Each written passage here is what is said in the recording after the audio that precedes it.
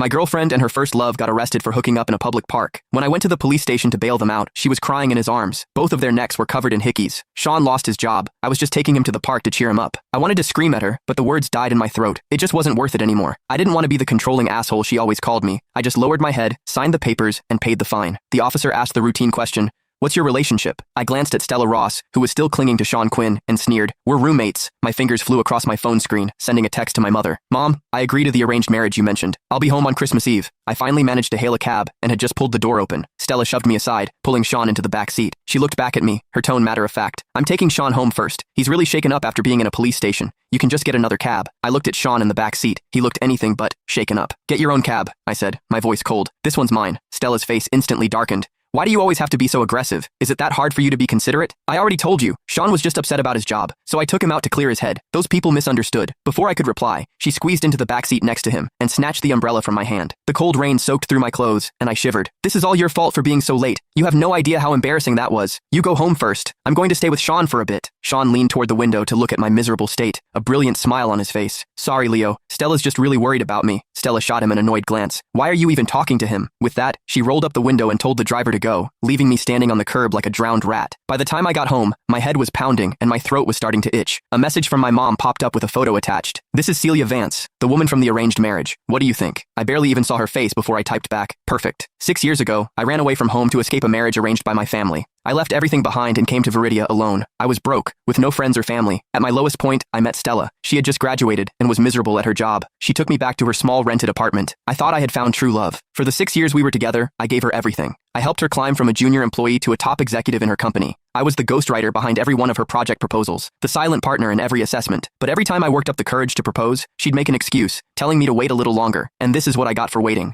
Her, cheating on me with Sean. Now, I was done waiting. From under the coffee table, I pulled out a crumpled booklet. It was a collection of flight stubs from Viridia to the UK. The last one was dated 3 days before Sean returned to the country. Sean had been studying in the UK all these years. All those missed anniversaries and Valentine's days, she had used business trips as an excuse to be with Sean. And I was the fool who believed her, thinking she was genuinely too busy. It was after midnight when Stella came home. I woke up the moment her cold body pressed against mine. The acrid smell of sex mixed with men's cologne clung to her, making my stomach turn. I grabbed her wandering hand. "I have a fever," I said coldly. Her hand froze for a second before she pulled it back, her voice laced with impatience. "What a buzzkill." She didn't say anything else, just rolled over with her back to me, pulling the blanket with her. A cold draft washed over me, making my feverish body feel even colder. In the darkness, the faint glow of her phone screen flickered, punctuated by a few stifled giggles. I closed my eyes and pretended to be asleep. When I woke up, Stella was actually making breakfast. In all our years together, even when my stomach ulcer acted up and I begged her for a bowl of porridge, she'd complain that anything delivery could solve wasn't her job. She wasn't my maid, she'd say. I emotionlessly